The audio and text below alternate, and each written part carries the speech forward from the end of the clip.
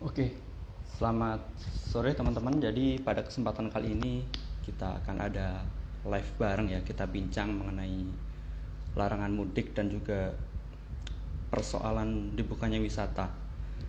Untuk itu, sebelum kita mulai lebih jauh, saya izin untuk menginvite partner saya dulu.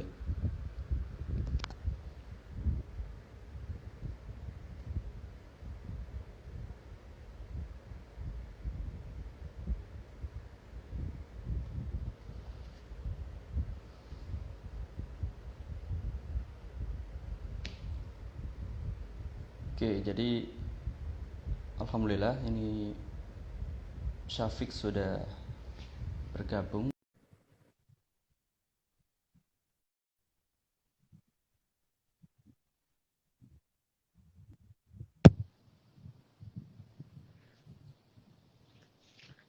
Halo, Assalamualaikum.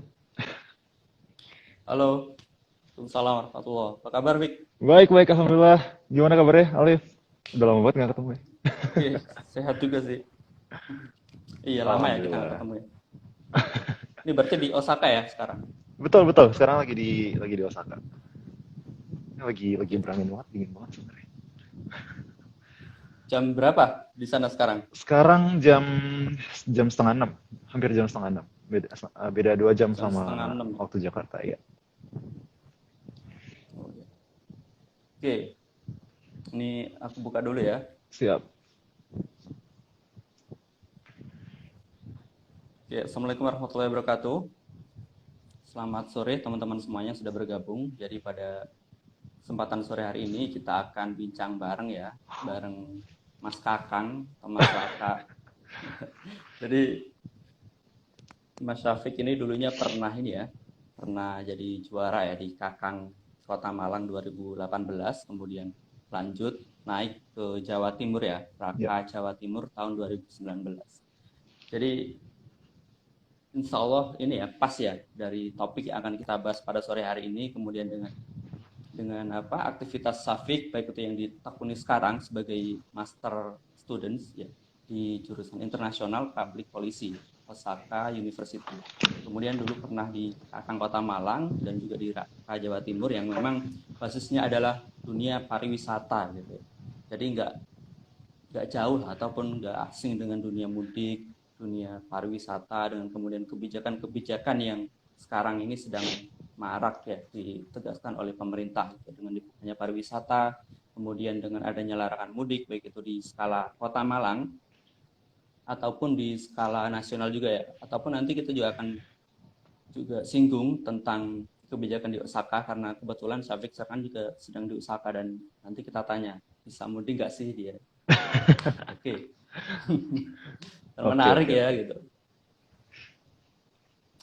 Jadi meskipun kita sekarang sedang di tengah-tengah pandemi, tapi semoga teman-teman semuanya juga dalam keadaan sehat walafiat, gitu ya, Amin, amin. dijauhkan dari COVID, gitu, dan semoga sampai dengan normal kembali kita semuanya tetap menggunakan sehat.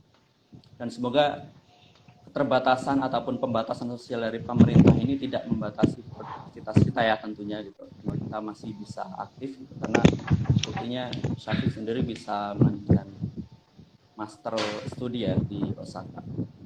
Oke, sebelum kita lebih jauh, mungkin dari Syafiq gitu ya, kita kasih waktu untuk ya perkenalan lebih jauh lagi, mungkin bisa sharing tentang Oke. aktivitas di master kandidat gitu ya di Osaka, ataupun apa namanya sedikit tentang COVID di sana dan juga kebijakan mungkin ya tentang silakan Syafiq. Oke. Selamat sore Alif dan teman-teman kami Rema dan juga teman-teman yang udah gabung di live Instagram hari ini. Ini suaraku jelas kan ya? Jelas, Oke, aman. aman ya. Jadi kebetulan tadi sesuai dengan yang udah dikenalin sama Alif juga sih kayak gitu ya. Sekarang aktivitasnya lagi di Osaka, di Jepang. Kalau teman-teman mungkin lebih familiar ya dengan Tokyo kayak gitu ya. Kalau Osaka ini adalah kota terbesar keduanya di Jepang kayak gitu. Posisinya mungkin agak lebih ke barat. Nah sekarang jadi aktivitasnya di Osaka University belajar international public policy. Penelitianku spesifiknya itu sebenarnya tentang Indonesia juga kayak gitu. Cuma menyenangkan sih untuk dapat perspektif dari apa namanya masyarakat internasional juga kayak gitu. Nah, terus waktu di Indonesia, waktu di Malang itu sempat diberi amanah gitu ya sebagai kakak kota Malang. Terus itu jadi semacam duta wisata gitu ya. Terus lanjut ke Raka-Raki, jadi Raka Jawa Timur itu juga tentang pariwisata, terus ke Duta Wisata Indonesia juga kayak begitu. Jadi sebenarnya sampai sekarang masih masih ini sih lumayan ngikutin juga terkait pariwisata, terutama di sekitar Jawa Timur ataupun Indonesia secara umum kayak gitu ya. Masih ada interaksi juga bareng sama teman-teman di Kakang Bayu Kota Oh Malang, ya. dan seru juga sih jadi untuk apa namanya, ngobrolin kondisinya sekarang kayak gimana dan sebenarnya yang dimau pemerintah tuh apa sih kayak gitu. Iya. Kemudian ini juga ya, dulu selain di Raka, kalau yang erat dengan dunia kebijakan, dunia perundang-undangan, dulu kan pernah di Kongres Mahasiswa juga ya, Oh di iya, betul betul BPM UB juga gitu. betul. Jadi ya memang linear ya, yang kemudian apa yang kita bahas sekarang ini dengan dunia yang memang sudah ditekuni sama Syafiq. Siap siap. Jadi menarik. Oke. Ini Syafiq berarti sudah dengar ya tentang kebijakan dibukanya pariwisata di Kota Malang ataupun di Indonesia sendiri. Oh iya, soalnya kan emang sejak menterinya ganti jadi Pak Sandi, itu aktivitas sosial medianya jadi naik banget kayak gitu. Jadi terutama aktivitasnya Pak Sandi sih. Jadi kalau kemana pasti ada apa namanya, ada liputannya kayak gitu. Terus lagi ngeresmin acara apa atau lagi promosiin apa itu langsung otomatis kelihatan di Instagramnya gitu sih. Seenggaknya dari situ pun udah kelihatan. Belum lagi dari berita-berita juga lumayan, lumayan banyak. Berarti tim Pro Reshuffle ya ini. Kenapa? Oh, Tim Pro Reshuffle. kalau gimana ya? Sebenarnya mungkin beda fokusnya kali ya. Kalau Pak Wisnu tuh aku ngelihatnya kayaknya lebih fokus ke ekonomi kreatifnya kayak gitu. Sedangkan kalau Pak Sandi ini lebih ke gimana caranya orang-orang di dunia pariwisata ekonomi kreatif ini bisa kerja kayak gitu. Makanya itu sebenarnya yang berujung ke pembahasan kita juga hari ini. Jadi mudik dibatasin tapi tempat wisatanya dibuka kayak begitu. Oh iya, tadi berkaitan dengan apa? Studi yang sedang diambil sekarang, International Public Policy. Nah, itu kebijakan-kebijakan yang lebih dibahas itu memang sifatnya internasional atau mungkin karena Syafiq dari Indonesia, jadi mungkin studi-studi kasusnya banyak mencari studi kasus dari Indonesia sendiri. Gimana? Sebenarnya kalau untuk studi lebih banyak tentang internasional sih. Jadi ini kayak semi international relations gitu ternyata setelah dijalani kelas-kelasnya kayak begitu. Terus untuk uh, studi kasus sebenarnya karena posisinya di Jepang dan dosennya juga kebanyakan orang Jepang kayak gitu. Meskipun ngomongnya bahasa Inggris juga gitu. Tapi akhirnya kasus yang paling sering diambil ya kasusnya Jepang kayak gitu. Terutama interaksinya Jepang dengan negara-negara lain, dengan China, dengan Korea Selatan, dengan Amerika yang paling kuat kayak gitu ya. Terus interaksinya Amerika dengan negara-negara lain kayak gimana gitu. Tapi tentunya karena memang mahasiswanya juga internasional kayak gitu ya. Jadi diskursnya atau pembahasan-pembahasannya studi kasusnya juga termasuk negara-negara lain itu tadi kayak gitu. Kayak misalnya ada salah satu ide di dunia international relations itu namanya konstruktivisme gitu yang intinya kayak ahlinya tuh memikirkan bahwa nanti ke depan nih dunia bakal jadi satu kayak gitu. Nah itu sebenarnya Indonesia bisa jadi contoh juga gitu karena dari tempat-tempat yang dari berbagai kebudayaan yang berbeda kayak gitu ya. Terus tiba-tiba di tahun 45, di tahun 40-an itu bisa menjadi satu dan akhirnya merdeka kayak gitu. Gitu-gitu sih jadi. Akhirnya bisa jadi contoh juga. Oke, jadi soal itu ya singkat mengenai International Public Policy-nya Syafiq di Osaka University. Karena kalau kita lebih panjang bahas itu jadinya ini ya sharing jurusan. Sharing jurusan ya, betul. Ya, jadi kita move ke topik kita aja. Ya. Dibukanya pariwisata gitu. Jadi kalau menurut Syafiq nih dengan COVID ini masih berjalan, kemudian sekarang ada larangan mudik, tapi wisata ini justru dibuka gitu. Yang sebelumnya juga kan pernah ditutup ya. Yap. Masa PSBB ataupun PSBB mikro PPKM ya. Atau PPKM gitu ya. Menurut Syafiq sendiri mengenai kebijakan ini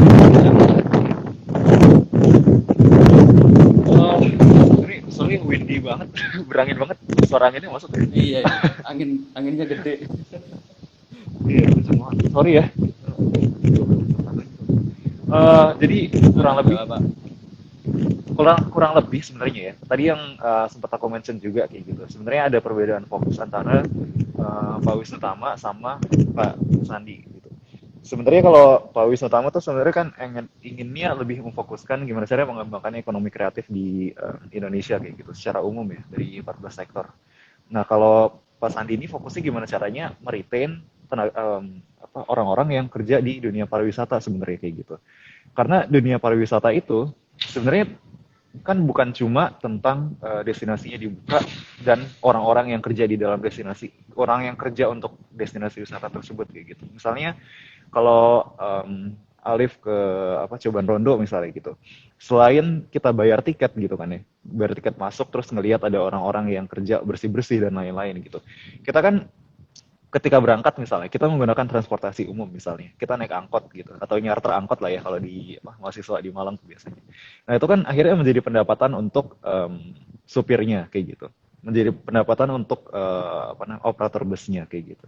Kemudian itu jadi satu transportasi ya. Terus yang kedua misalnya ketika udah sampai sana, misalnya di sana dari jam 10 sampai jam 3 kayak gitu. Pasti kan karena ngelewatin jam makan siang, kita pasti pengen nyari makan juga, pengen jajan juga, pengen minum juga kayak gitu. Jadi akhirnya itu memberi dampak kepada orang-orang yang berjualan juga kayak begitu. Nah, ketika pandemi dan pergerakan orang berhenti, ya semua ini berhenti kayak gitu kan. Orang-orang yang tadinya bergantung kepada pergerakan orang, akhirnya yang nggak bisa mendapatkan atau nggak bisa mencari pendapatan kayak gitu, nggak bisa nyari uang istilahnya.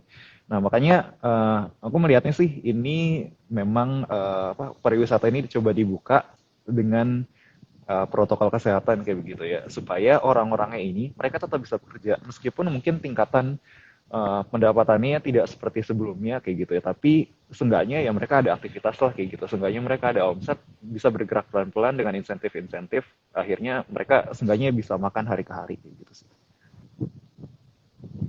Oh iya, berarti dengan kebijakan dibukanya pariwisata ini memang erat ya kaitannya dengan pergantian ataupun reshuffle kabinet itu ya di Sebenarnya AFF sendiri.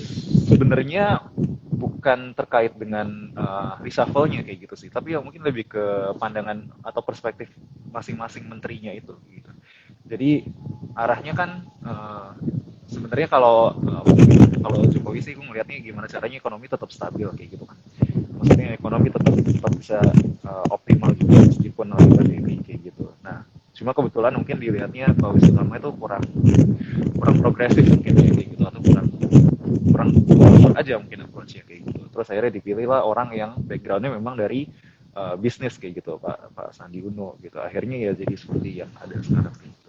Jadi sebenarnya lebih ke perbedaan pandangan aja sih kayak gitu. Kayaknya ya. Ini berarti satu juga masih ini ya, komunikasi dengan teman-teman di Kakang mungkin terkait pembukaan wisata ini, ada event-event tertentu gitu Oh iya, penghalangnya. kalau sekarang sih sebenarnya event-event gitu belum ada ya. Paling event-event online kayak gitu. Tapi yang lagi dikencengin banget, makanya kenapa dari tadi gue ngomongin tentang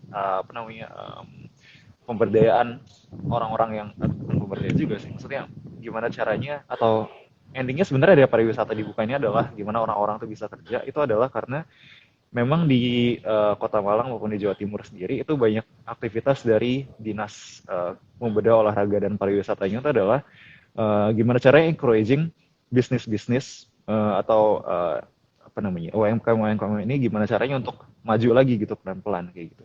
Jadi dikasih sertifikasi, dikasih pelatihan dan lain-lain gitu. Itu yang paling banyak sekarang kan antisipasi juga.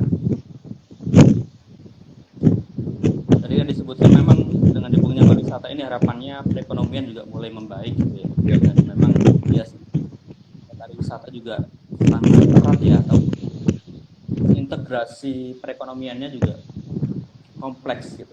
Cuman dibandingkan dengan Betul. normal lagi ataupun di dunia kerja kan masih work from home ya, dan dunia kerja itu kan juga banyak terdampak gitu kan. Terus kenapa harus pariwisata dulu gitu yang dibuka nih, daripada mungkin kantor-kantor ataupun pegawai-pegawai gitu. Karena yang aku tahu nih ya, kalau kita bandingkan sendiri mungkin di Jawa Timur, Gresik, Surabaya, kalau Malang kan memang basisnya pariwisata. Jadi ketika pariwisata dibuka, perekonomiannya pasti membaik nih ya di Malang ini.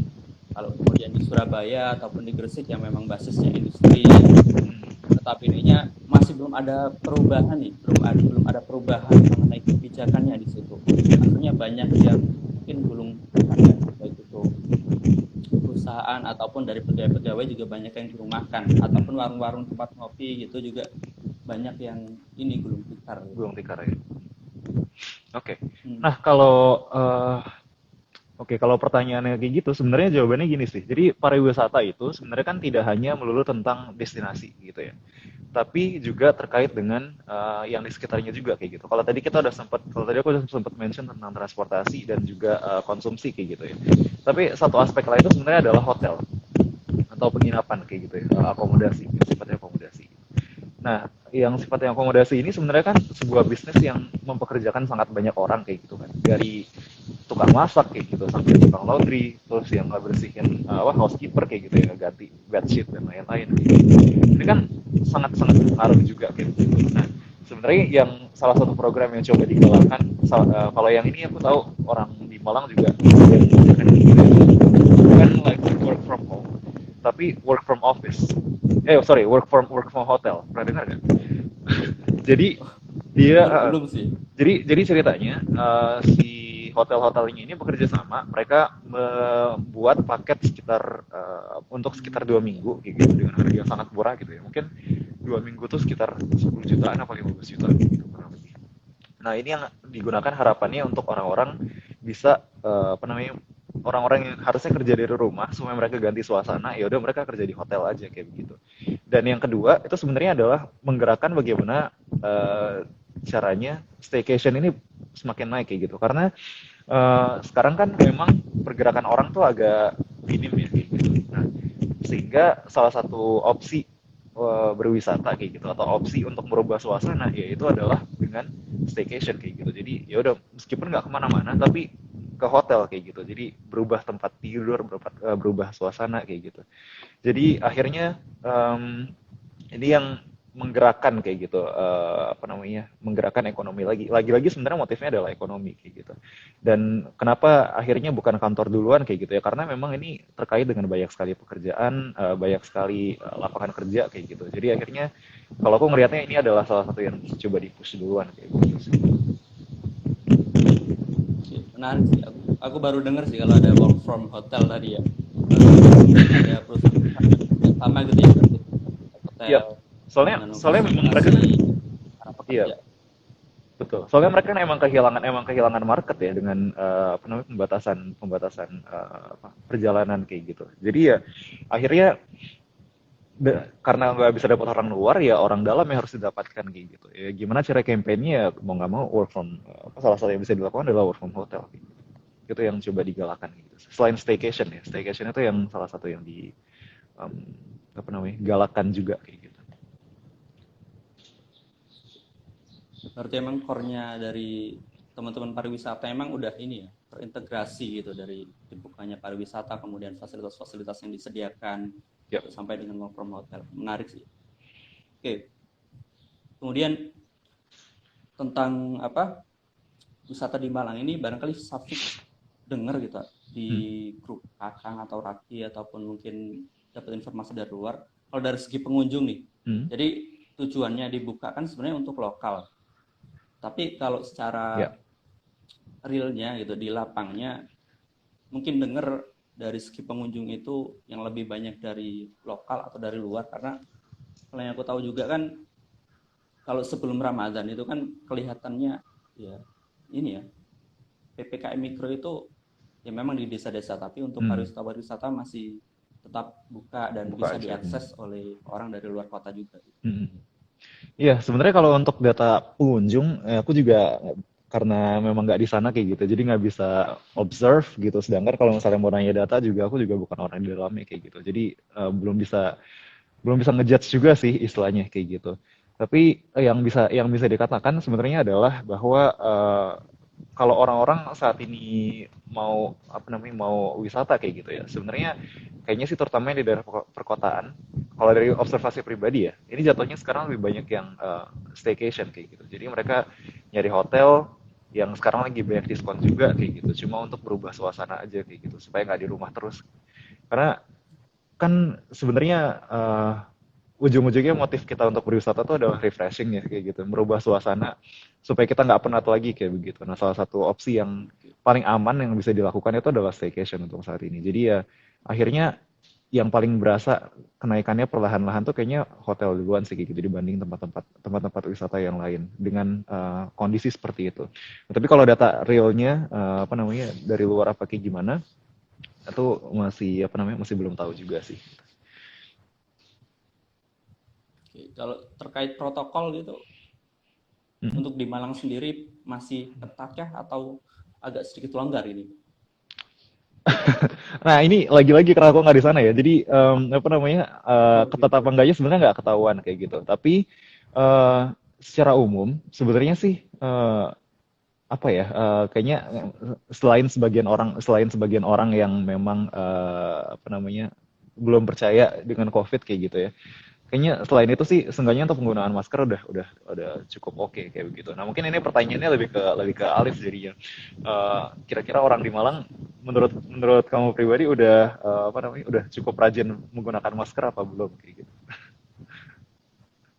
Oke, aku sendiri pas ini ya di Malang itu jarang ke wisata sih ya. Hmm. Cuman kalau di jalan-jalan, kalau kemudian di apa perkampungan-perkampungan Hmm.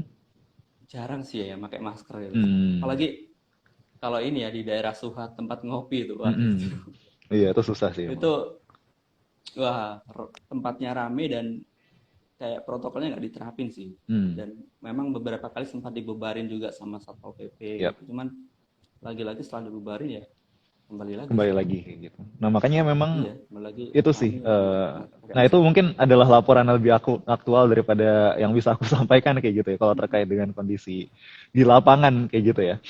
Soalnya mungkin karena aku nggak di sana juga jadi nggak bisa ngomongin lebih jauh tentang itu. Tapi apa namanya, memang ujungnya yang dibutuhkan adalah ketegasan kayak gitu kan. Jadi dalam arti ini kan pemerintah sudah memfasilitasi nih untuk orang-orang apa namanya bisa mulai bekerja lagi sedikit-sedikit kayak gitu, bisa mulai mendapatkan penghasilan lagi, terus apa aktivitas juga roda aktivitas sudah mulai berputar lagi kayak gitu. Nah sebenarnya satu terkait dengan penegakan penegakan aturannya kayak gitu, karena sebenarnya protokol itu udah sangat-sangat jelas sih. Dalam arti misalnya hotel ya, aku kebetulan sempat ngobrol juga dengan temen yang di Kakak Mbak Yu, yang emang kerja di hotel kayak gitu, dan itu memang untuk sertifikasi yang namanya CHSE atau Clean Healthiness Safety dan Eco-Friendly Environmental Friendly kalau nggak salah. CHSE itu salah satu campaign wisata aman kayak gitu ya. Itu checklistnya sangat sangat sangat panjang kayak gitu. Jadi checklistnya tuh harus dicekin satu-satu dari mulai apa namanya misalnya ketika di bukan front desk apa namanya ya, ketika di lobby kayak gitu terus ketemu dengan receptionist kayak gitu, apakah ada tanda pembatasnya, habis itu udah ada hand sanitizer-nya apa belum, ada termogannya apa enggak, terus untuk queue-nya sendiri atau barisan antriannya itu apakah sudah ada apa namanya himbauan untuk menjaga jaraknya atau enggak kayak gitu, terus apakah pembersihan atau disinfektansi spot-spot yang sering dikunjungi atau sering disentuh itu udah rutin apa belum kayak gitu. Dan hotel-hotel itu sebenarnya katanya, terutama untuk hotel grupnya dia sih ya itu gimana caranya mereka nge-push untuk mencapai nilai 100 dari semua checklist itu. Karena itu yang akhirnya bisa dijual ke perusahaan. Pak, ini kita udah 100% loh CHSE-nya kayak gitu. Makanya perusahaan Bapak bisa nih kalau misalnya mau ngadain entah karya atau mungkin work from hotel gitu dari grup kami kayak gitu. Itu adalah offer yang mereka berikan gitu. Nah, selain itu selain dari sisi internal apa pengurus atau pengelolanya, tentunya ya dari apa namanya policy makersnya atau dari pemerintahnya juga ya perlu penegakan yang baik juga kayak gitu, dalam arti misalnya Satpol PP atau polisi itu perlu juga ngecek secara rutin untuk pelaksanaan protokol kesehatannya apakah sudah berjalan dengan baik atau belum kayak gitu. Dan yang terakhir tentunya adalah dari masyarakat itu sendiri kayak gitu, apakah menyadari bahwa Ya maksudnya memang kita tahu bahwa menggunakan masker itu melelahkan kayak gitu ya, dan udah kayak apaan sih corona ini udah setahun lebih ya masih aja kayak gitu ya. Cuma ya ini kan emang sebuah ancaman yang nyata di depan mata kita kayak begitu, dan bahkan kalau boleh kita ngelihat negara seberang laut sedikit gitu ya, di India atau mereka kan tingkat COVID-nya, tingkat kasus COVID itu semakin udah sempat turun kayak gitu ya. Setelah naik terus turun, terus habis itu mereka ngadain apa ya, semacam festival kebudayaan yang sangat-sangat besar. Itu memang dirayainnya 4 kali dalam 12 tahun kayak gitu. Jadi misalnya setiap ada pelaksanaan tuh emang hal yang besar banget kayak gitu. Tapi setelah itu akhirnya muncul mutasi, akhirnya kasus COVID ini jadi sangat-sangat tinggi, jauh lebih tinggi daripada first wave-nya, dan bahkan kalau nggak salah sekarang jumlah kasus harian itu terbesar, sekitar 400.000 kasus baru per hari gitu. Dan akhirnya banyak yang nggak dapat oksigen, banyak yang meninggal karena belum sempat dirawat dan kurang penanganan dan lain-lain kayak gitu. Ya ini jangan sampai kita yang mengalami juga kayak gitu. Makanya sebaiknya dari semua pihak sih yang ujungnya bisa apa namanya, bisa menjaga semua ini kayak gitu, dari pengelolanya, dari apa namanya, dari aparatnya juga kayak gitu, dan terakhir tentunya ya kita kita ini dari masyarakatnya juga harus menjaga kayak gitu. Jadi, sebenarnya kalau terkait ini dari kebijakan larangan mudik di Kota Malang ataupun di Indonesia sendiri, ini kan memang sejak sudah lama ya, ataupun dimulainya itu tanggal 25 April atau 22. Memang berbeda-beda ya beberapa daerah gitu, ataupun dari Indonesia sendiri. Nah, kalau di Malang ini setauku dari ini ya, untuk larangan mudiknya itu dari 6 Mei sih, 6 Mei sampai 25 ya kalau nggak salah. Nah, 25.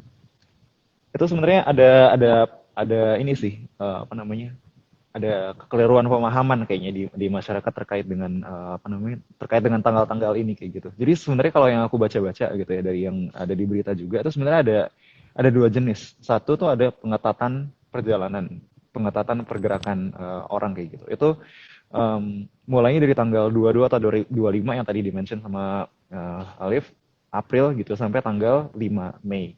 Nah, terus yang benar-benar pelarangan mudiknya itu adalah tanggal 6 Mei sampai tanggal 17 Mei. Jadi, nah itu yang benar-benar katanya sih ya, perbatasannya bakal dijaga, jalan-jalan tikusnya pun bahkan bakal dijaga juga kayak begitu. Cuma kita lihat nanti seperti apa pelaksanaannya. Setelah tanggal 17, tanggal 18 itu sampai tanggal 25 Mei itu ada pengetatan kembali kayak gitu. Nah, ketika pengetatan ini sebenarnya apa yang terjadi gitu? Ketika pengetatan itu di titik-titik apa, di titik-titik yang apa namanya, ketika orang bergerak keluar negeri gitu, keluar kota gitu ya, keluar daerah, keluar area masing-masing, itu harus membawa surat pernyataan atau surat keterangan sehat gitu, yang adalah hasil dari swab test atau antigen dan lain-lain kayak gitu. Sedangkan kalau yang untuk pembatasan mudik tanggal 6 sampai 17 itu benar-benar nggak boleh bergerak kayak gitu sih. Itu jadi ada perbedaan di situ Tapi ya ini sebenarnya. Hmm. yang nggak boleh kan larangan mudik ya. Ya. Cuman kalau kalau tahun lalu kan sempat ini. Kalau Bapak Presiden kita kalau pulang kampung kan kadang boleh gitu.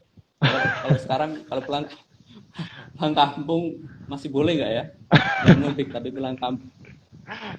Ya, itu permainan diksi lah ya kayaknya dari Pak Jokowi ketika itu. Nggak tahu itu kepleset atau gimana kayak gitu ya. Cuma sempet sempet lucu juga sih pas dengar itu.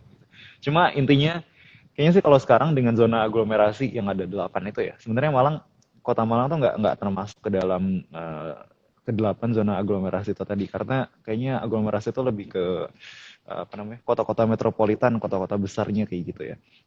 Jadi pembatasannya adalah dalam arti ya gimana caranya orang-orangnya ya di situ-situ aja kayak gitu. Orang-orang yang mau bergerak silakan, tapi di situ-situ aja supaya kalau misalnya ada mutasi atau apa ya nggak semakin menyebar ke daerah lain kayak begitu, dan nggak saling menyebar antar kota, bahkan yang dibawa ke daerah-daerah terpencil kayak begitu. Gitu sih aim-nya kayaknya. Oh iya, tadi udah disinggung tentang aglomerasi ya. Kalau dari wisata sendiri aku belum begitu ini sih, belum begitu mendalami ya terkait Hmm. bukannya wisata ini sistem aglomerasinya seperti apa? Apakah memang diperuntukkan khusus untuk Malang Raya atau apa namanya ada wilayah-wilayah khusus? Karena aku juga sempat ini sih, sempat lihat share-sharean dari anak Probolinggo gitu ya. Jadi aglomerasinya itu termasuk Probolinggo, kemudian Malang gitu. Nah itu kalau seperti itu kan menandakan berarti bisa ya dari Probolinggo ke Malang kayak gitu. Yang nggak bisa itu berarti dari Surabaya, Gresik, Lamongan, Mojokerto nggak bisa karena oleh aglomerasinya tadi kan yang diperbolehkan ada Probolinggo sama Malang. Ini ada ini sih poster sih yang di-share sama teman-teman gitu. Kalau aglomerasi dari Malang sendiri kan sebenarnya kita bisa bilang Malang Raya kan ya? Harusnya ya. Harusnya. Iya harusnya kan, karena memang yang kita tahu sejauh ini aglomerasi ini kan suatu daerah ataupun kabupaten yang memang digabungkan ya dalam suatu wilayah. Contohnya kayak kalau Malang, Malang Raya, kalau di daerah Jatim yang lain ada Gerbang Kertosusulo, Gresik, Surabaya, Lamongan, gitu kan, Mojokerto, kemudian ada Jabodetabek, gitu. Berarti untuk kebijakan di Malang sendiri kan seharusnya kan untuk Malang Raya ya, tapi ya memang bisa sih kalau semisal zona-zona di wilayah Jawa Timur ini ada yang sudah mulai membaik, jadi dibuka untuk beberapa wilayah yang lain gitu, ataupun kalau terkait lokasi penyekatan juga kan ada 20 titik ya kalau yang aku tahu. Dan bisa jadi 20 titik ini aku nggak tahu ya udah mencakup semuanya atau belum gitu ya di Kota Malang, karena mungkin banyak kayak yang disebutkan Safit sempat di-mention tadi, ada jalan-jalan tikus yang juga ditutup, tapi mungkin ada juga yang masih terbuka gitu kan, kita kan nggak tahu juga. Dan penjagaan itu kan juga kita nggak tahu apakah full 24 jam gitu ataupun seperti apa, karena di penyekatan yang sebelumnya ketika COVID masih tinggi itu kan sempat ada jam-jamnya ya. Kemudian ada waktu-waktu khusus juga yang memang aksesnya bisa dilalui. Aksesnya dibuka dan bisa dilalui sama masyarakat di beberapa wilayah. Nah, mengenai aglomerasi ini, ketika nantinya memang nih dikhususkan untuk daerah Malang Raya, tapi kemudian masih ada masyarakat yang memang dari luar daerah masuk. Kalau pemahaman Safik nih dari mungkin baca literasi yang ada ataupun dengar dari lingkar teman-temannya, masih bisa masuk nggak sih ya ketika penyekatan itu memang benar-benar diberlakukan nanti gitu? Jadi sebenarnya kalau misalnya kita ngelihat dari data 8 zona aglomerasi yang ada, yang dicanangkan secara nasional ya sebenarnya. Sebenarnya Malang Raya tuh nggak termasuk dalam 8 daerah itu gitu. Di Jawa Timur sendiri tuh sebenarnya cuma ada satu area yang dijadikan zona aglomerasi itu Gerbang Kartosusilo, itu tadi yang udah dimention ya kayak gitu. Sedangkan daerah-daerah lain itu sejauh ini kalau aku baca dari beritanya sebenarnya di tingkat nasional. Seenggaknya masih belum ada pembatasan yang secara resmi, himbauannya secara nasional ya. Tapi kalau misalnya memang sudah ada himbauan atau ada keputusan dari misalnya 3 kepala daerah di Malang Raya untuk menjadikan Malang Raya sebagai zona aglomerasi, mungkin bisa terjadi dan dengan standar yang sama juga kayak begitu. Dalam arti ada penjagaan di titik-titik tertentu, kemudian di jalan-jalan tikus juga bakal dijaga kayak gitu. Nah, tapi kalaupun memang terjadi, kemungkinan ya mungkin sekitar Malang Raya aja, bukan sampai ke kabupaten-kabupaten lain kayak gitu. Terutama misalnya Probolinggo kayak gitu ya. Kalau tadi sempat dimention, makanya perlu dicek lagi tuh faktanya seperti apa kayak gitu ya. Karena Probolinggo ke Malang tuh kan cukup jauh ya, sekitar 100 km. Itu masih harus ngelewatin Pasuruan dulu, Kabupaten Pasuruan, Kota Pasuruan, terus atau nggak lewat Lumajang juga, bisa lewat Lumajang juga kayak gitu. Jadi sebenarnya cukup jauh kayak begitu. Kalaupun memang bakal jadi zona tertentu, zona aglomerasi yang lainnya, kemungkinan itu ya di sekitar Malang Raya aja, bukan dengan daerah-daerah lain. Yang pasti Kartosusilo itu bakal kemungkinan itu yang bakal paling ketat sih kayak gitu. Karena memang itu proyek nasional. Tapi dengan adanya zonasi ini ya masih kalau terkait dari segi pengunjung atau kadangkala pariwisata ini kan untuk membuka aksesnya ataupun ketika pariwisata itu dibuka, biaya operasionalnya kan juga tinggi ya. Yep. Nah, dengan dibukanya pariwisata kemudian diterapkannya aglomerasi ini ya pariwisata nggak ngerasa rugi ya, karena mungkin secara objek ataupun secara pengunjung nanti nggak seperti sebelumnya, ataupun dari segi pengeluaran yang dikeluarkan, biaya operasional sama kemudian dari biaya masuknya itu nggak terlalu berpengaruh. Rasanya sih kalau sekarang itu belum bisa dipastikan kayak gitu ya bakal rugi atau enggaknya. Kemungkinan sih ya pasti pendapatannya tidak akan sebesar sebelumnya kayak gitu, dan ya yang paling penting sebenarnya adalah gimana caranya orang-orang ini bisa kerja lagi kayak gitu. Makanya poinnya sebenarnya di situ sih.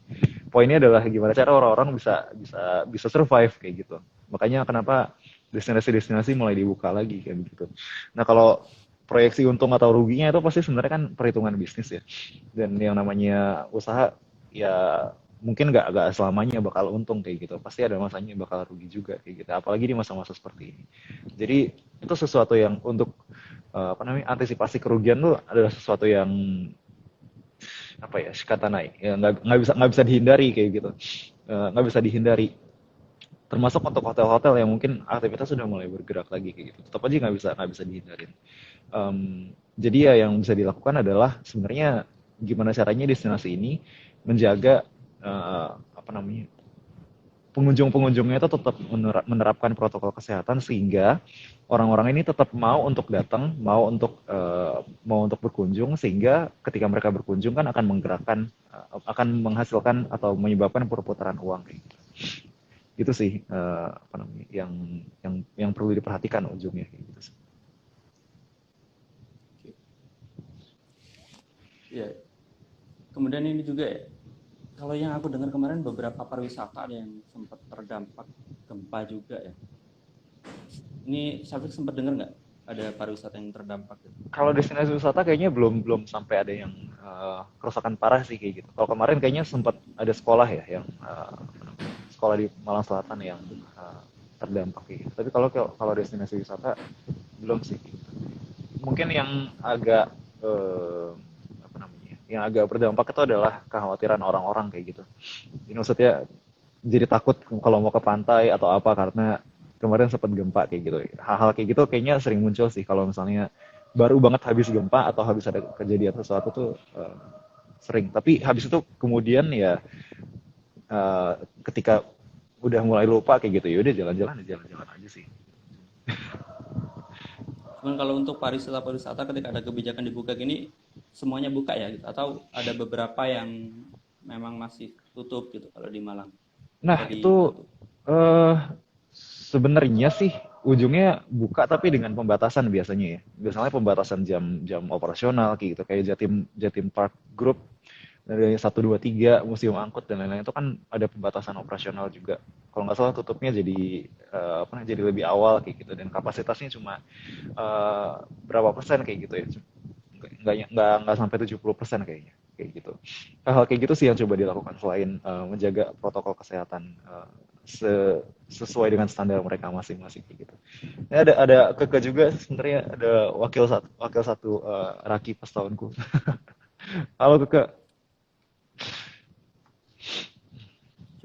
Iya, tadi ada yang sempat nyapa juga sih, Hmm. OMG suami istri sama-sama live gitu. Ini Nah kalau Keke nih Zafmi emang berarti orang live juga orang nih, asli Batu, jadi kayaknya dia bisa bercerita secara langsung orang di Malang. iya di apa namanya spesifik destinasinya di lapangan kalau misalnya di pertanyaan seperti itu. Tapi kalau misalnya ngomonginnya secara nasional, melihatnya Sapa secara dulu ya. helikopter view ya. Ya ini adalah gimana gimana caranya masyarakat di bawah ini ya mereka bisa survive dari hari ke hari, masih bisa ngebul lah dapurnya istilahnya kayak gitu. Ujungnya sih kayak begitu. Oke. Jadi emang semoga dengan dibukanya pariwisata, apa nilai ataupun laporan COVID-nya juga ini ya, positifnya nggak ikut naik, Nggak ikut naik karena ya. Hmm. harapannya yang positif yang naik memang pendapatannya atau perekonomiannya, Betul. karena Amin amin. perekonomiannya terpuruk dan memang diharapkan dari pariwisata ini perekonomian di Hmm. Indonesia bisa mulai naik. Betul. Tapi kalau Syafiq sendiri kira-kira seberapa besar sih perekonomian pariwisata ini mempengaruhi perekonomian suatu daerah atau Indonesia gitu? Wah, besar ya. Soalnya gini, pendapatan pendapatan sebuah daerah gitu, pendapatan asli daerah atau PAD gitu ya. Itu paling besar kontributornya adalah restoran dan hotel kayak gitu. Selain selain pajak usaha dan lain-lain ya kayak gitu. Kalau dalam bidang pariwisata paling besar adalah restoran dan hotel kayak gitu. Makanya eh, kalau misalnya pendapatannya restoran dan hotel ini meningkat, maka otomatis pendapatan pemerintahnya juga meningkat. Mereka jadi punya dana untuk melakukan program-program lain yang bisa membangkitkan kembali gitu ya, apa namanya, perekonomian yang sempat melambat kemarin kayak gitu. Nah, sedangkan kalau kita lihat secara mikronya di masyarakat, ya itu memang adalah apa namanya, ya, kehidupan kehidupan masyarakat itu emang ada di situ gitu. Kehidupannya adalah ya gimana mereka berjualan sehari-hari kayak gitu. Ada apa namanya, sehari minimal harus jual 5 pop mie supaya mereka bisa makan dalam satu hari kayak gitu. Ya hal-hal kayak gitu yang apa namanya, perlu perlu diperhatikan juga kayak gitu. Makanya akhirnya apa namanya, upaya yang dilakukan adalah bagaimana wisata ini dibuka tapi difokuskan untuk masyarakat setempat kayak gitu supaya orang-orang yang ada di daerah tersebut yang mengunjungi, bukan orang-orang dari daerah lain yang mengunjungi kayak gitu. Tapi sisi apa namanya, sisi lainnya kayak gitu ya yang sebenarnya sempat aku tangkap juga kayak gitu dari ngomong apa, dari speechnya misalnya Pak Sandi atau pejabat-pejabat lain di TV nasional dan lain-lainnya itu adalah eh, ketika misalnya ditanya kayak gitu, ini jadi wisata dibuka, iya wisata dibuka, tapi mudik nggak boleh, iya mudik nggak boleh. Terus orang kalau misalnya mau jalan-jalan, bukan itu sama aja kalau kayak mau mudik gitu. Iya, tapi wisata tetap dibuka dengan protokol kesehatan dan lain-lain gitu. Tidak menjawab sepenuhnya pertanyaannya kayak gitu. Karena em, satu hal yang perlu diperhatikan juga adalah bahwa pastinya pemerintah tidak ingin mengencourage adanya kerumunan kayak begitu. Kalau misalnya mereka mengencourage adanya kerumunan, pasti mereka akan disalahkan kayak gitu kan.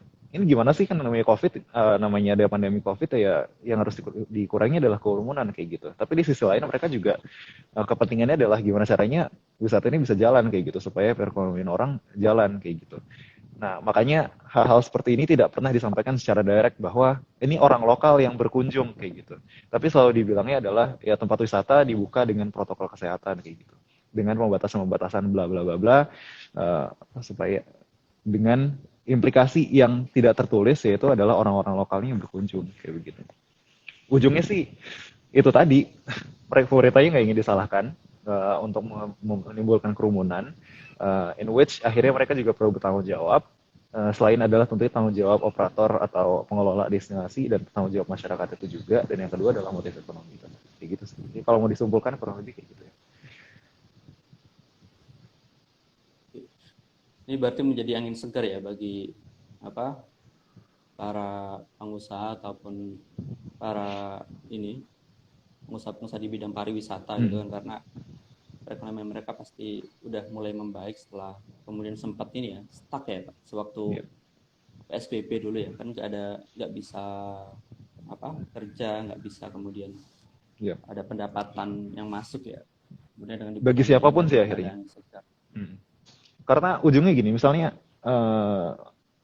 tempat-tempat untuk beli apa, tempat yang souvenir-souvenir kayak gitu yang sebelumnya sempat ngelambat, itu kan akhirnya pasti mulai bisa lah sedikit-sedikit untuk mulai berjualan lagi kayak gitu. Cash flow-nya mulai meningkat kayak gitu. Cash flow meningkat, order meningkat. Order meningkat di pabrik, yang misalnya tadinya udah sempat merumahkan pegawai, akhirnya pegawainya mulai direkrut lagi kayak gitu. Kayak gitu-gitu. Jadi sebenarnya ada di pariwisata namanya multiplier effect gitu. Jadi wisata tuh dampak ekonomi bukannya wisata aja, tapi hal-hal yang lain juga kayak gitu. Termasuk misalnya di kasus apa namanya, produksi souvenir kayak gitu. Misalnya toko souvenirnya berkembang, maka pasti pabriknya akan meningkatkan produksi, akhirnya mempekerjakan orang kayak begitu. Makanya dampaknya sangat-sangat besar sih untuk apa namanya. Kalau misalnya bisa dimulai kayak gitu. Nah, balik lagi tergantung bagaimana maintainnya wisata ini oleh orang-orang yang berkepentingan itu tadi.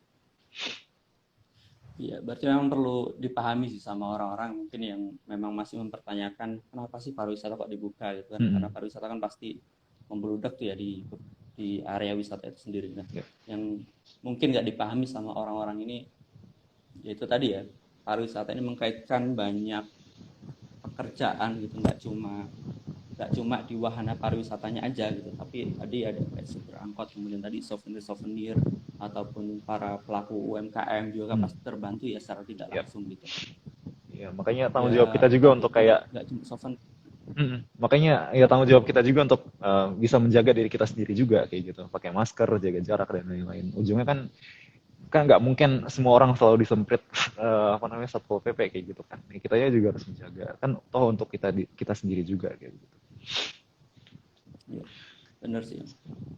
Tadi ya kayak para pengusaha-pengusaha ataupun UMKM nggak cuma souvenir aja gitu, tapi kalau Yap. dipikir-pikir penjual makanan gitu kan, Hmm. minuman ataupun ya penjual apapun lah gitu di jalan-jalan gitu, pasti Yap. ada Pasti. inilah ya perubahan ataupun pemasukan dari segi perekonomian itu sendiri. Memang kompleks ya terkait Hmm. pariwisata ini. Dan kalau menurut Safik dengan kebijakan seperti ini udah tepat nggak sih langkah pemerintah ini gitu? Em, yang aku percaya tuh gini sih, semua kebijakan tuh pasti ada apa namanya ada latar belakangnya gitu Plus kan, ada minus ya. pertimbangannya kayak gitu ya. Eh, dan semua kebijakan yang diambil tuh aku yakin sebenarnya baik kayak gitu. Tapi masalahnya apakah di lapangan dikerjakan sesuai dengan apa yang direncanakan apa enggak kayak gitu. Jadi kalau untuk apa persisnya untuk tentang pembatasan mudik ini sebenarnya aku sangat-sangat mendukung kayak gitu karena aku nggak ingin melihat Indonesia seperti India yang apa namanya keadaannya lagi parah banget sekarang kayak gitu. Tapi di sisi lain ya juga ini kan terkait dengan kehidupan banyak orang kayak gitu, terkait dengan kesehatan kita juga kayak gitu. Maka bukan hanya perancangan kebijakan yang baik, tapi juga pelaksanaan atau implementasinya harus baik juga kayak gitu. Dari sisi perencanaan, sisi pelaksanaan dan pengawasannya juga kayak begitu. Makanya akhirnya butuh butuh butuh ketegasan juga gitu dari pemerintah untuk menegakkan apa yang sudah direncanakan dan butuh sinkronisasi dengan pengelola destinasi wisatanya juga ataupun eh, pihak-pihak lain yang terlibat kayak gitu. Misalnya kalau di Malang tuh bukan di Malang aja sih, di Jawa Timur tuh ada namanya PHRI, Persatuan Hotel dan Restoran Indonesia Jawa Timur kayak gitu ya. Orang-orang seperti ini kan yang sebenarnya jadi asosiasinya, yang orang-orang yang punya restoran, hotel dan lain-lain kayak gitu. Itu perlu diajak juga supaya mereka tetap bisa sesuai inline gitu dengan harapannya pemerintah kebijakannya begini-begini kayak gitu. Dan yang terakhir tentunya sekali lagi adalah masyarakatnya. Kita ini juga yang harus menjaga, harus apa namanya menjaga diri kita sendiri juga kayak gitu sih supaya hari semua bisa berjalan kayak gitu. Ini Safik di mana sekarang? Maksudnya di Uh, kampus atau di oh iya sekarang lagi di kampus sih. Tadi soalnya kampus ya? si Zafi istri juga kan ada live Instagram gitu jadi nggak bisa di satu ruangan yang sama. Akhirnya Biar kampus nggak aja. bentrok ya Iya biar nggak bentrok suaranya. suaranya. Oke. Tapi ini sebenarnya boleh ke kampus atau gimana sistem kuliahnya di sana? Nah, ini kebetulan kalau di Osaka, sebenarnya Tokyo dan Osaka sih, ini kasusnya tuh lagi naik lagi kayak gitu. Kasus hariannya sekitar 1.000 kalau nggak salah. Kalau nggak salah ya, lagi cukup naik lah pokoknya. Dan sebenarnya Untuk di Jepang tuh tingkat total tadi ya? vaksinasinya, ya total apa namanya kenaikan perharinya ya. Tapi dan di sisi lain juga tingkat vaksinasi di Jepang tuh sebenarnya masih bisa dibilang sangat-sangat lambat kayak gitu dibanding negara-negara lain. Termasuk di Korea juga masih lambat sih kayak gitu. Akhirnya kasusnya naik lagi dan setelah kemarin aktivitas sempat normal kayak gitu ya. Minggu pertama kuliah tuh di awal April sempat masuk kelas actual kelas gitu. Tapi terus minggu selanjutnya karena kasusnya naik itu jadi ada state of emergency yang ada di Golden Week ya. Golden Week itu libur panjang di bulan Mei kayak gitu. Bener-bener seminggu full sih kayak gitu. Ini dari Kamis kemarin sampai hari Rabu depan aku libur. Dan semua kantor juga libur kayak gitu. Dan semua orang sebenarnya biasanya itu adalah kalau nggak jalan-jalan ya pulang ke rumah masing-masing kayak begitu. Nah, tapi dengan adanya state of emergency ini, akhirnya mall-mall itu tutup. Kemarin tadi aku mau apa namanya kayak buka di mall gitu sih sama istri sama Zafi itu. Tapi akhirnya nggak bisa karena tokonya pada tutup. Bahkan Starbucks di stasiun pun tutup kayak gitu. Gitu ya. Jadi hampir hampir nggak bisa kemana-mana dan emang itu adalah langkah yang paling baik sih untuk mengkonten, menjaga supaya tingkat kasusnya nggak semakin naik lagi kayak begitu. Jadi seperti itu kondisinya. Akhirnya kalau hari ini sih karena hari Minggu emang sepi ya, memang Uswaya sepi. Tapi eh, di hari-hari lain juga bisa dibilang sepi banget gitu karena balik lagi kelasnya akhirnya semua online lagi gitu. Sedih banget. online. Ya, soalnya tadi sempat ada orang yang lewat gitu kan. Cuman kan Ah, pas tak lihat-lihat lagi nggak begitu banyak gitu iya. dan suasananya memang kelihatan nggak di kampus. Tapi kalau di sana satu kelas sendiri berapa siswanya? Kalau di Brawijaya kan bisa sampai 40 atau ya kalau kita di kampus Brawijaya itu kelihatan kan orang lalu lalang itu. Ah, ah. Kalau di Wah, sana beda-beda kalau ya. sekarang ya, Kalau sekarang kalau ya, sekarang nih gimana? kelas yang paling ramai itu aku udah sekitar 22 orang. 22 orang. Terus, tapi kalau kelas yang lain tuh rata-rata ada yang kecil banget, ada yang kelasnya cuma 4 orang, ada yang 5 orang kayak gitu. Ada yang kelasnya sekitar 11 orang kayak gitu. Jadi sebenarnya mungkin angkanya sedikit tuh karena satu mahasiswanya juga emang sedikit gitu. Mahasiswa master angkatanku tuh cuma sekitar 30 orang, 30-an orang kayak gitu ya. Jadi emang sedikit. Dan yang kedua, em, kelas yang aku ambil tuh semua kelas bahasa Inggris. Sedangkan orang yang bisa bahasa Inggris meskipun judulnya internasional itu ya nggak sebanyak itu juga kayak begitu. Jadi akhirnya lebih banyak yang ngambil kelas bahasa Jepang kayak gitu. Dan sedangkan aku ngambil kelas bahasa Jepang sendiri. Jadi aku nggak tahu kondisi di sana gimana dan kayaknya sih ya lebih rame gitu. Nah, kalau yang di kelas yang bahasa Inggris kayak gitu lumayan lumayan namanya jauh lebih sedikit kayaknya dibanding yang kelas di bahasa yang kelas bahasa Jepang kayak gitu.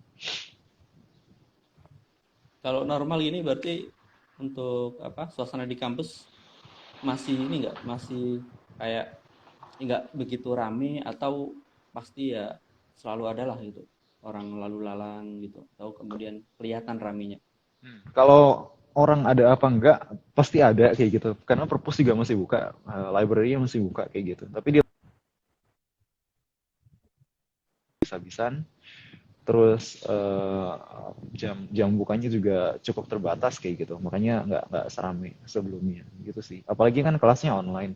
Jadi untuk orang-orang yang mungkin rumahnya jauh ya akhirnya mereka nggak datang sama sekali ke sini kayak gitu. Gitu-gitu sih. Jadi akhirnya jauh jauh lebih sepi. Ini kalau protokol di sana gimana sekarang? Dari kasusnya kan masih tinggi tuh, masih ketat nggak dari masker atau Hmm. apa gitu? Nah, kalau at the moment ya, maksudnya per hari ini memang lagi ketat banget karena lagi state of emergency. Tapi sebelumnya, eh, ketika apa namanya, hari-hari biasa kayak gitu, sebenarnya kehidupan berjalan seperti seperti adanya aja. Bisa dibilang gitu sih. Eh, Kantor-kantor tetap buka, sekolah tetap buka. Kalau kuliah online sih gitu. Tapi toko-toko juga semua buka, buka full kayak gitu. Terus paling restoran-restoran ada kayak apa namanya kursinya selang-seling kayak gitu yang boleh didudukin kayak gitu-gitu sih. Tapi selain itu kereta, bus, transportasi umum semua jalan, kantor juga buka. Makanya sebenarnya inevitable juga sih, maksudnya nggak terhindarkan juga untuk apa namanya penyebaran itu tinggi kayak gitu. Karena emang semua aktivitasnya berjalan. Cuma perbedaannya kalau orang Jepang dibanding orang Indonesia tuh udah sangat-sangat rajin pakai masker dari sebelum adanya pandemi juga kayak gitu. Misalnya mereka batuk sedikit ya pakai masker atau misalnya masker kayak gitu. Makanya penggunaan masker bukan hal yang wah banget sih bagi orang Jepang. Cuma karena aktivitasnya tetap gitu ya. Setelah sempat lockdown sekitar 2 bulan, jadi ya kayak mungkin memang ini adalah waktunya kasusnya naik kayak gitu dan harus benar-benar di stop lagi sekarang. Ketika gue tungguin. Kondisi kayak gitu sih kurang lebih. Nah, kalau terkait kebijakannya tadi kan lockdown sempat ya Hmm. tadi 2 bulan. Kalau sekarang kan tadi kantor-kantor buka, berarti ini ya setelah lockdown itu normal gitu aja ya, nggak ada kayak kalau di Indonesia ada PSBB, ada PPKM Mikro, kayak gitu. Normal sih. Bisa dibilang sebenarnya sempat ada beberapa jargon seperti state of emergency juga kayak gitu, tapi nggak ada pembatasan yang sangat nyata kayak gitu sih. Terutama kalau di kantor mungkin itu kayak himbauan untuk berapa persen harus WFH kayak gitu gitu. Itu yang ada. Kalau sekarang dengan state of emergency yang sekarang yang paling ketat, yang terketat kedua setelah lockdown bulan April Mei tahun lalu itu disarankan atau mempush supaya yang WFH itu sampai 70% kayak gitu. Cuma karena kebetulan Golden Week juga jadi nggak ada yang nggak ada yang datang kayak gitu. Maksudnya emang emang libur. Sedangkan tempat-tempat yang berpotensi menimbulkan keramaian ya udah ditutup dari awal kayak gitu. Sampai hari Kamis, hari Rabu minggu depan benar-benar tutup. Tapi masyarakatnya kalau dilihat banyak yang maskeran atau terbuka gitu aja. Maskeran, masker. Kalau Karena kalau tadi kan masker, kalau memang masker, nggak ada kebijakan kan ya. iya. Kalau kalau masker sejauh ini tingkat kesadarannya sangat-sangat tinggi sih untuk masker ya. Cuma untuk jaga jarak itu yang agak susah kayak gitu. Kayak misalnya di stasiun lagi rush hour, habis dari kantor mau dari kereta yang A mau ngejar kereta yang B, jaraknya cuma 3 menit tapi harus ganti platform kayak gitu. Ujungnya kan ya tetap harus harus lari-larian, harus berkerumun juga kayak gitu. Itu yang em, tidak terhindarkan kayak gitu. Jadi masker tadi kan memang bukan suatu kebijakan, tapi memang atau memang kebijakan tadi ya. Bisa dibilang maksudnya itu hal yang tertulis juga gitu ya untuk Tertulis apa juga. namanya tertulis juga untuk disarankan untuk menggunakan masker tapi karena sudah membudaya juga gitu ya jadi bukan hal Ya, yang oke. sangat apa ya alah masker lagi gitu ya emang emang udah biasa juga kayak gitu gitu sih hitungannya. Dan masyarakatnya pasti paham gitu ya. Ini untuk Iya. kebaikan bersama. Hmm. Oke. Mungkin Jadi perbedaan kesadaran perbedaan itu. perbedaan yang lain adalah kalau di Jepang tuh hampir semua orang pakai masker masker kain bukan masker kain masker masker medis sih. Selain masker medis, masker scuba. Yang di Indonesia udah dilarang. Tapi kalau di Jepang semua orang pakainya kayak gitu. Kalau pakai masker-masker lain tuh kayak beda sendiri jadi kayak gitu. Berarti masker medis ya. Mm-mm. Nggak ada Malah masker kain ya. sedikit banget sih. Ini kalau Sedikit. sempat bikin ada line masker kainnya sendiri kayak gitu. Tapi kayak 80% itu pakai masker medis. Mungkin sekitar kayak gitu ya. Sangat-sangat dominan gitu. Terus sebagian kecil itu pakai masker scuba. Ya, soalnya di Indonesia kan ini stoknya kan habis, nggak kebagian kalau ini masker medis. Nah, tapi Harganya juga lucunya sempet tinggi tuh. Itu sempat dibahas juga tuh sama dosenku yang apa namanya ngomongin COVID. Sebenarnya di awal-awal masa pandemi ketika kebutuhan masker itu sangat meningkat, justru negara-negara produksi yang mensuplai bahan-bahan untuk bikin masker seperti Indonesia itu sempat ngeblok ngeblok apa namanya dari Indonesia nggak boleh ada ekspor masker termasuk untuk bahan-bahannya kayak gitu. Sampai si siapa duta besar Jepang itu harus harus ngelobi menteri dan lain-lain supaya akhirnya bisa apa namanya diekspor lagi. Jepang bisa ngimpor lagi kayak gitu. Dan di Jepang sendiri sempat ada shortage, ada kekurangan kayak gitu untuk bahan-bahan untuk produksi maskernya kayak gitu. Jadi sebenarnya ketika habis dengar itu kayaknya di Indonesia juga sempat langka deh masker kayak gitu. Terus maskernya dikemanain kayak gitu dengan situasi kayak gitu. Dikirim keluar enggak, tapi dijual ke masyarakat juga enggak kayak gitu ya. Berarti kemungkinan kan ada nggak tahu ya. Permainan. Nggak Suudon tahu ini ya ya gitu. jadinya. Kita Ya, kan itu membaca itu kan ya analisis ya gitu. politik. Bukan suzon ya. Boleh, boleh. Iya. Politik boleh aja lah ya. Kita berasumsi ya. Hmm. Ini berarti nanti Safik mudik gak nih ke Indonesia? Atau manut sama kebijakan dari Kemenlu? Iya, kalau di Jepang sendiri hari keagamaan itu nggak pernah dihitung sebagai sepengetahuanku ya nggak pernah dihitung sebagai hari libur kecuali Buddha. Jadi bahkan misalnya tanggal 25 Desember Natal itu pun nggak tanggal merah gitu. Kalau itu dari hari Rabu ya tetap masuk juga kayak gitu. Nah termasuk Idul Fitri ini. Jadi Idul Fitri ini kan kalau nggak salah Selasa atau Rabu ya itu tetap tetap Rabu atau Kamis ya. Jadi tetap aktivitas juga sih kayak gitu. Cuma paling apa namanya paling izin untuk sholat id aja kalau misalnya nanti ada yang mengadakan sholat id kayak gitu. Terus untuk mudik apa enggaknya tentunya tidak karena sangat mepet gitu ya dan kalaupun balik harus karantina lagi dan lain-lain kayak gitu. Jadi sangat high cost costly dan juga time consuming. Kemungkinan kalau aku balik juga kemungkinan mungkin bulan gitu sih. Bulan apa tadi? Sempat ini off Bulan apa September mudik? kemungkinan baru balik. Kalau misalnya balik. Bulan September. Oke. Berarti ini lebaran pertama di ini ya, luar negeri. Insya Allah, insya Allah. Ya. Gitu. Ya. Tapi kalau dari ini kayak apa namanya? TKI kayak gitu atau Hmm. pekerja-pekerja yang lain yang memang Yap. oh ya nggak tahu ya berarti kayaknya sama nggak ada liburnya juga ya kalau di Sama, sana sama, ya. sama. Iya. Apalagi yang misalnya sebagai ABK kayak gitu ya, itu mereka nggak tahu sih nasibnya seperti apa. Semoga baik-baik aja kayak gitu ya. Dalam arti mereka tetap bisa apa menjalankan puasanya juga, bisa ibadah juga dan lain-lain. Gitu sih. Soalnya kemarin kan memang di beritanya yang saat juga di Malang ini kan sempat kan itu ya dilarang mudik kan dari ini, dari Jepang, dari Tokyo apalagi gitu, karena memang dari si kasusnya sedang naik gitu, Iya, dan di Indonesia juga ada larangan mudik. iya. Cuman yang nggak Sebenarnya tahu ya nanti dilaksanakan sebenarnya seperti apa. sebenarnya kalau misalnya mau balik ke Indonesia tuh bisa-bisa aja. Cuma harus PCR di sini, which is mahal. Kayak kalau mau PCR sini tuh sekitar 3 juta rupiah gitu, 20 ribuan yen gitu. Terus pas sampai di Indonesia juga harus karantina lagi. Karantina lagi kalau mau di hotel gitu seminggu bisa habis 8 juta rupiah sendiri. Gitu. Jadi ya Yang penting protokolnya ya. high cost banget. Iya. Jadi ya kemungkinan besar sih orang-orang yang udah di sini ya bakal bakal stay kecuali ada keperluan mendesak atau emang pengen balik for good gitu sih. Berarti nggak bisa ini dong diterapin di sana larangan mudik gitu ya. Barangkali ini khusus Indonesia yang mau pulang di tanggal sekian sampai sekian nggak diperbolehkan dulu gitu. Oh gimana ya? Sebenarnya kalau karena bukan lockdown lockdown full jadi nggak apa namanya nggak ada aturan kayak gitu sih. Cuma ujungnya karena apa namanya destinasi atau tempat-tempat yang biasanya dikunjungi itu pada tutup, akhirnya orang tidak memilih untuk tidak kemana-mana kayak gitu. Tapi untuk hari ini misalnya juga kayak kereta kereta masih jalan seperti biasa kayak gitu-gitu sih. Jadi em, kalau mau mau pergi sebenarnya bisa, tapi destinasinya itu yang tutup. Kemungkinan sih ya akhirnya balik ke rumah masing-masing aja kayak gitu. In which ya rumahnya paling di daerah-daerah situ-situ juga kayak gitu sih.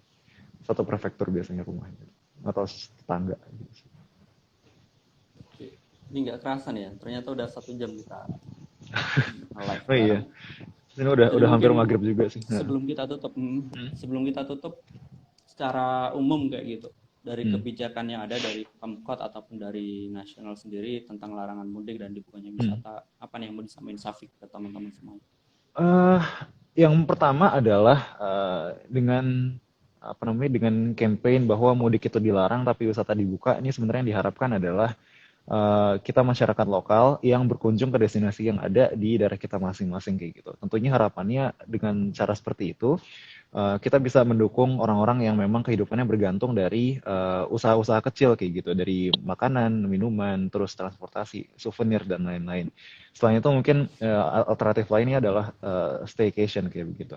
Tapi di sisi lain tentunya sebenarnya ini kebijakan yang baik kayak gitu ya, pembatasan mudik ini supaya kasusnya nggak meningkat kayak di India.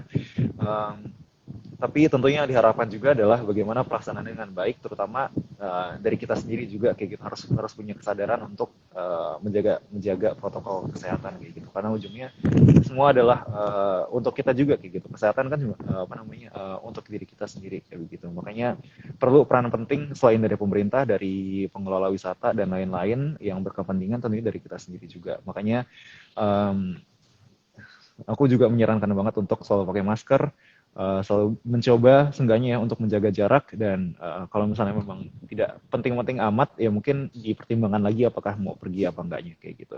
Stay safe dan semoga kita semua bisa tetap selamat, tetap aman, tetap sejahtera dalam masa-masa yang sulit ini.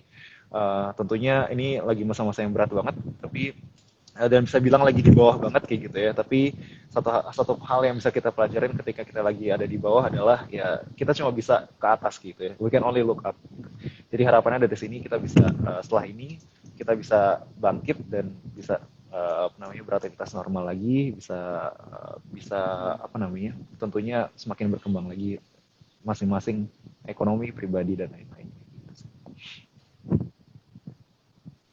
Oke, makasih Fik ya. Yuk, Selamat berbuka di Osaka. Maaf nih terima ya kalau kasih. sampai kesorean di sana. Nggak apa nggak Belum apa. maghrib kan ya? Belum belum Ya. sih, masih 10 Ah, menitan lagi paling. Oh. Terima kasih banyak teman-teman jadi emang itu udah ya. ngajak juga. Ya, sama-sama Fik. Ya. Ya, jadi memang penting ya teman-teman ya. Hmm. Kita mungkin sebagai kaum akademis mungkin yang berkuliah kayak gitu ya, atau mungkin teman-teman yang apa secara umum ayo kita buka perspektif kita gitu, ayo kita kemudian kita sadar akan posisi kita gitu, karena perubahan besar itu berawal dari kita sendiri ya. Jadi ayo mulai sekarang kita disiplin terkait protokol gitu, nggak perlu nunggu diingetin, tapi kita saling ingetin, dan kemudian ya ketika kebijakan-kebijakan itu dibuka, ayo kita sikapi dengan bijak gitu ya, sikapi dengan baik, nggak kemudian langsung menentang, tapi ayo kita kemudian perdalam terkait kebijakan itu, karena ya hal yang bisa jadi nggak kita tahu itu banyak manfaatnya, seperti dengan dibukanya wisata ini. Ketika kita lihat secara umum ya dari jendela masyarakat umum, ya di tengah pandemi kenapa kok malah dibuka, padahal dengan dibukanya pariwisata ini banyak kemudian mendukung ataupun menolong para pelaku UMKM, para pelaku usaha kayak gitu yang sebelumnya mungkin sempat tersendat, sempat kemudian mengalami banyak masalah, tapi dengan dibukanya pariwisata ini bisa kemudian tertolong kayak gitu. Dan kemudian dengan kebijakan mudik ini ya tentunya sangat baik ya ketika semuanya bisa dengan taat terkait aturan mudik ini, karena mobilisasinya pasti terbatas di daerah tertentu. Jadi penyebaran COVID pun ketika memang ada yang naik, ya mungkin tingginya di satu daerah tertentu itu saja, dan itu bisa meminimalisir terkait kerugian-kerugian besar lainnya. Oke, makasih banyak Syafiq ya. Terima kasih buat banyak teman-teman juga yang udah hadir. Ya mohon maaf juga kalau misal dari kami ada yang memang kurang dari segi penyampaian ataupun dari segi waktu juga kan 1 jam ya, jadi kita terbatas waktu dari sesi sharing sore hari ini. Maaf juga. Oke, sangat berangin. Kalau mau live lebih dahulu boleh. Oke, siap. Aku pamit duluan ya. Salam buat Zafi. Iya, siap. Nanti insya Allah sampaikan. Salam juga buat teman-teman di Malang. Assalamualaikum warahmatullahi wabarakatuh. Waalaikumsalam warahmatullahi wabarakatuh.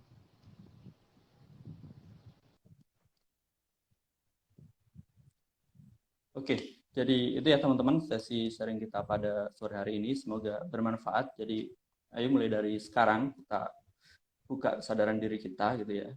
Mulai dari diri kita taat protokol kesehatan, kemudian dengan kebijakan yang ada, ayo kita kaji lebih dalam dan kita timbang pro dan kontranya, supaya apa-apa yang kemudian sudah diterapkan oleh pemerintah bisa kita ikuti ketika memang itu baik gitu, dan ketika memang dirasa kurang baik maka tidak masalah kita coba kritisi itu.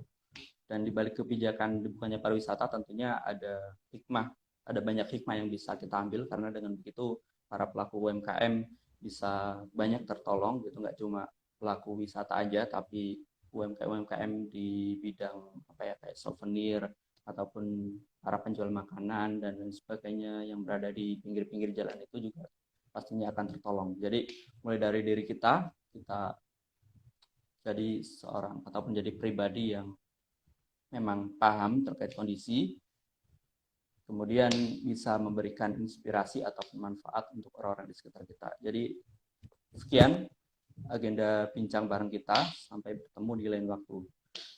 Untuk itu kita tutup ya. Kalau kami Malang biasanya sama-sama beristighfar terlebih dahulu, kemudian kita tutup dengan bacaan alhamdulillahirabbil alamin. Dari saya, assalamualaikum warahmatullahi wabarakatuh.